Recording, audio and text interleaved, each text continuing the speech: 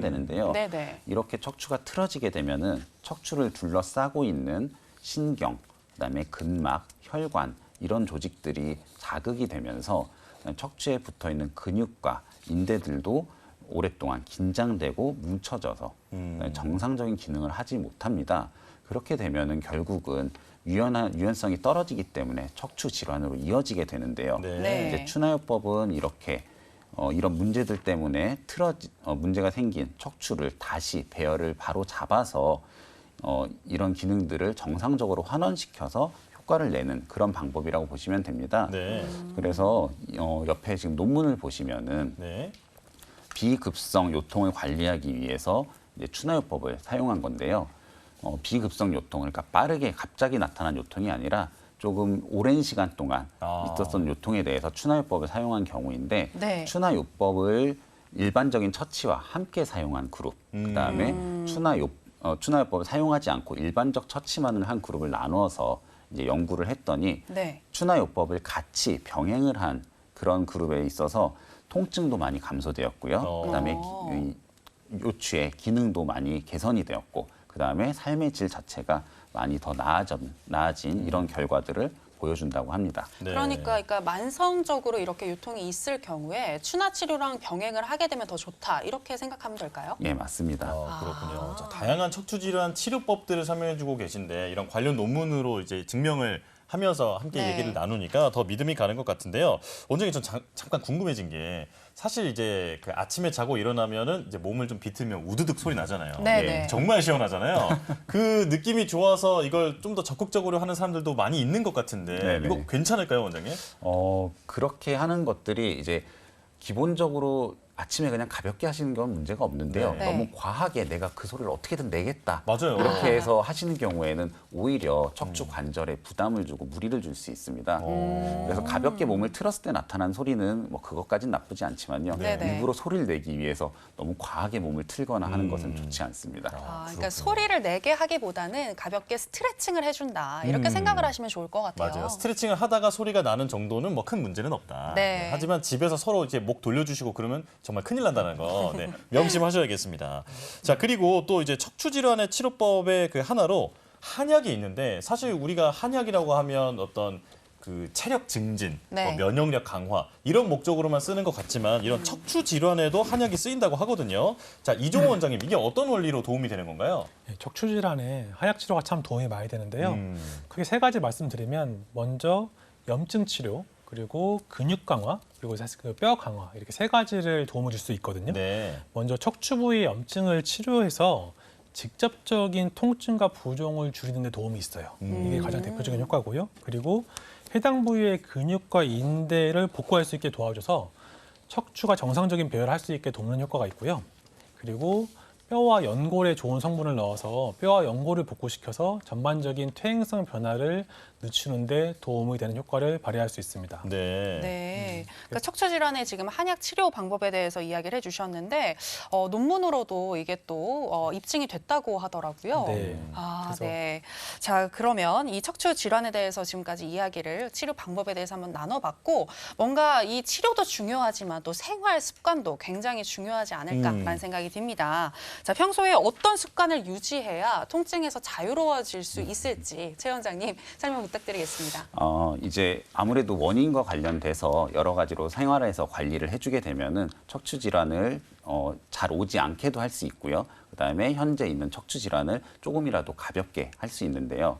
기본적으로 당연히 건강한 체중을 유지하는 것이 굉장히 중요합니다. 네. 이 체중이 너무 많이 나가게 되면 위에서 누르는 힘이 강하다 보니까 척추에 많은 부담이 되고 그러면 퇴행성 변화들이 많이 진행이 되게 됩니다. 네. 그리고 그런 반대로 얘기를 하면은 체중을 감량하는 다이어트를 하게 되면은 웬만한 척추 질환들에 있어서 굉장히 좋은 증상 호전을 일으킬 수 있는 그런 효과가 되겠고요. 그 다음으로 규칙적인 운동이 있습니다. 네. 이제 많이 들어보셨을 거예요. 이제 척추 질환이 있는 경우에 많이 걸어라. 이런 얘기 많이 들어보셨을 텐데요. 네. 네. 적절한 수준으로 걷는 운동 자체는 척추 주변에 근육과 인대들을 강화해서 이 질환들을 회복하는 데 상당히 도움이 많이 되고요. 하지만 반대로 너무 과도한 수준으로 걷게 되는 경우에는 몸이 오히려 지치면서 이 잘못된 자세를 만들어내면서 근육들의 과도한 부담이 되고 그렇게 되면 오히려 질환이 악화될 수도 있기 때문에 네. 네. 운동을 많이 하되 걷는 것을 어느 정도 하되 너무 과할 정도로 하면 안 됩니다.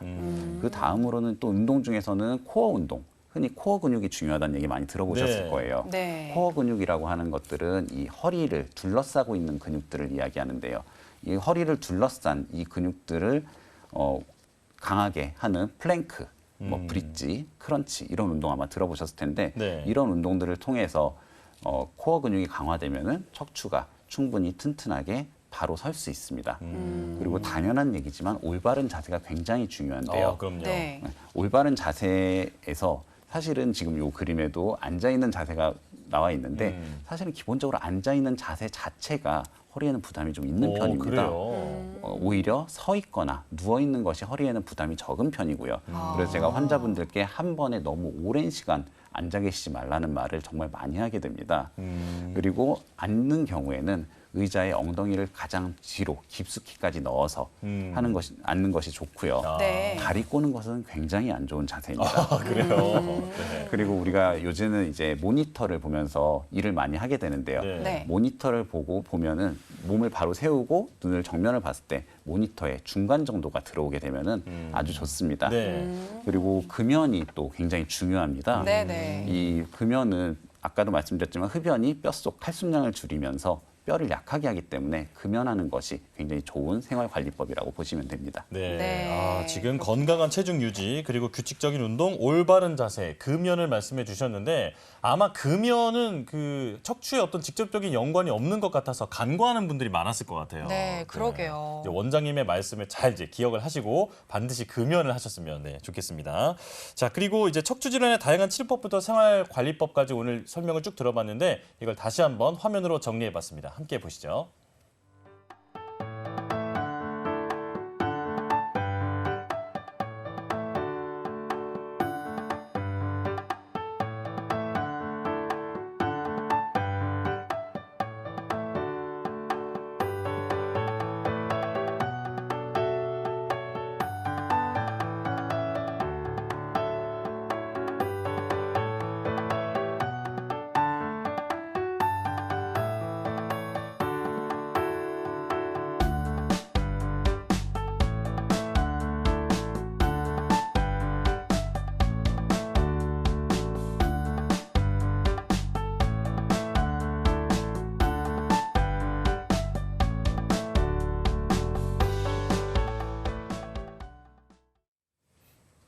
자, 오늘 척추에 대해서 모든 것을 알아보고 있는데요. 오늘의 한방도 척추에 관련된 주제로 잡아봤습니다. 이종호 원장님께서 추나요법에 대해서 자세히 알려주신다고 하니까요. 바로 보실까요?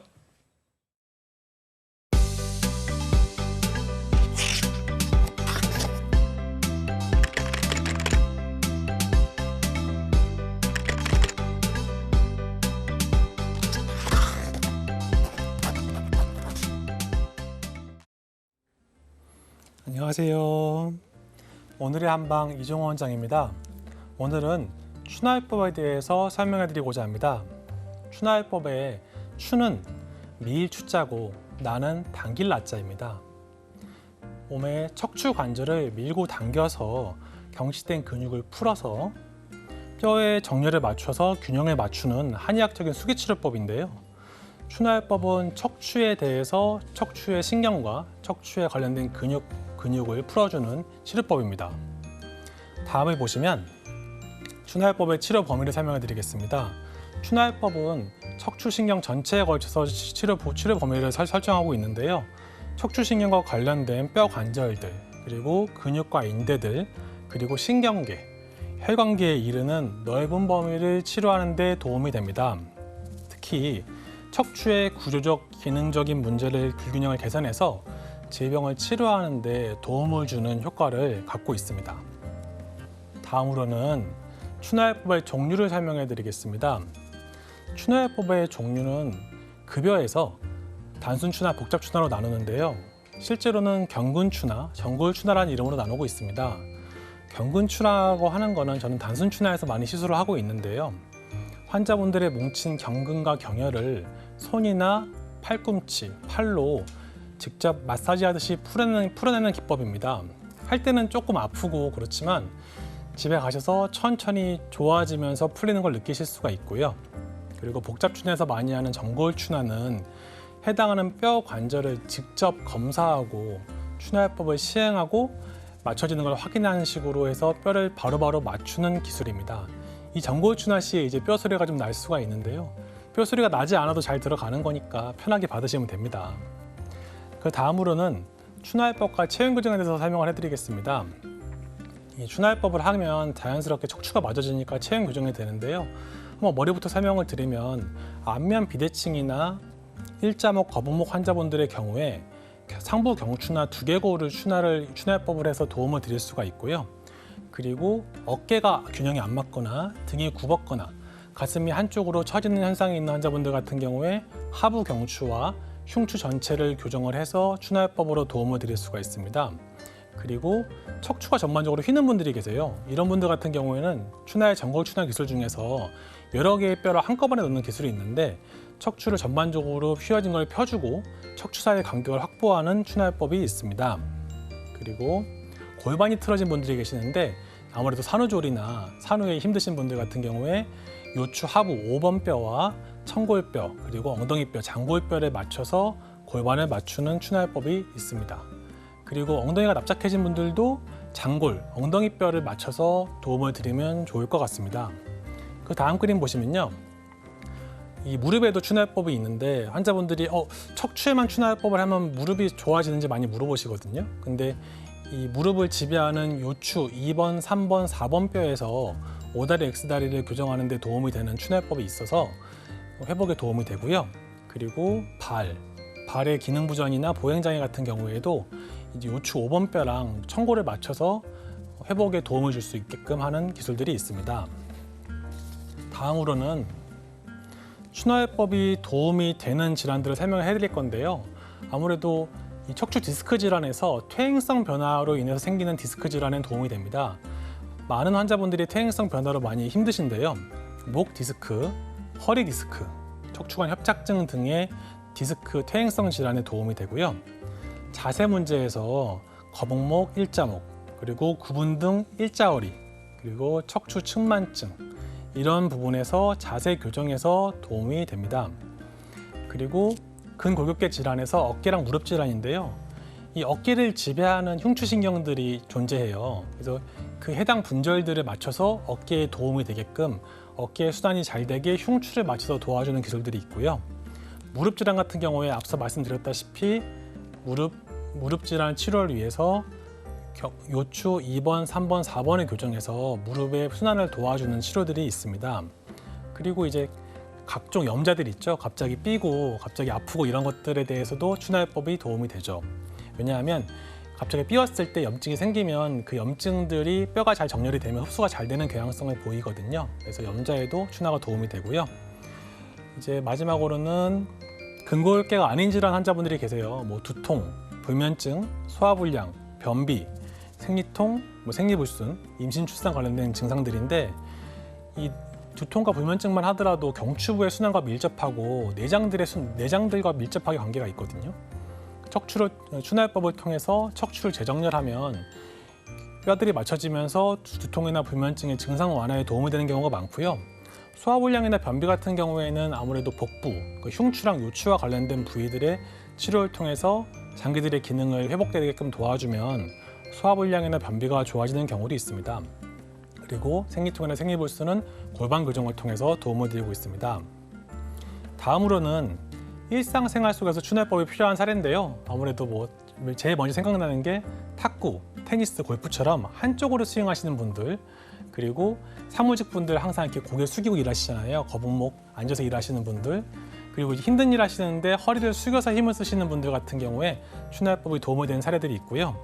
그 다음에 보시면 다리를 이렇게 꼬시거나 혹은 이렇게 앉았을 때 이상하게 앉는 분들이 계시는데 골반 교정을 통해서 다리 꼬는 거를 좀 방지해 드릴 수가 있거든요. 그런 분들이 추나요법 받으시면 효과를 좀 보실 수도 있고요. 그리고 하루 종일 컴퓨터를 보거나 스마트폰을 보는 학생들, 그러면은 스마트폰을 이렇게 보니까 일자목이나 거북목이 생깁니다. 이때 경추부 추나요법을 통해서 회복에 도움이 되고요. 그리고 한쪽으로 짝다리 계시는 분들이 계세요. 이런 분들 같은 경우에 골반 쪽 당연히 도와드리면 참 좋고요. 그 다음에 보시면 오래 서서 일하거나 오래 걸으시는 분들이 다리가 부으시거든요. 그래서 하이 오래 신으시는 분들이 추나요법을 하시면 좋고, 그리고 임신, 출산의 체형 관리에서 추나요법이 도움이 됩니다. 그리고 이제 우리 학생들 성장에도 도움이 되고 공부에도 좀 피로 회복에 도움이 되는 추나요법을 받으시면 회복에 도움이 될 것 같고요. 그 다음은 이제 추나요법의 장점을 설명을 해드릴게요. 추나요법이라고 하는 거는 의사가 직접, 한의사가 직접 1대1로 맞춤으로 치료해준다는 장점이 있습니다. 검사, 시행, 그리고 마무리까지 한의사가 직접 모든 과정을 다 총괄해드리고요. 그리고 약물의 의존성이 없게끔 하는 안전한 시술이기 때문에 계속해서 받았을 때 건강이 회복이 되는 데 도움이 될 수 있습니다. 그리고 퇴행성, 구조적 질환의 치료에 있어서 비수술적으로 접근하기 때문에 안전하고요. 마지막으로 다발적으로 여기저기 다 아프시고 전신적으로 불균형하신 분들에게 추나요법의 효과가 좋습니다. 이렇게 추나요법은 인체 회복에 도움이 되는 치료고요. 지금까지 오늘의 한방 이종호 원장이었습니다. 감사합니다.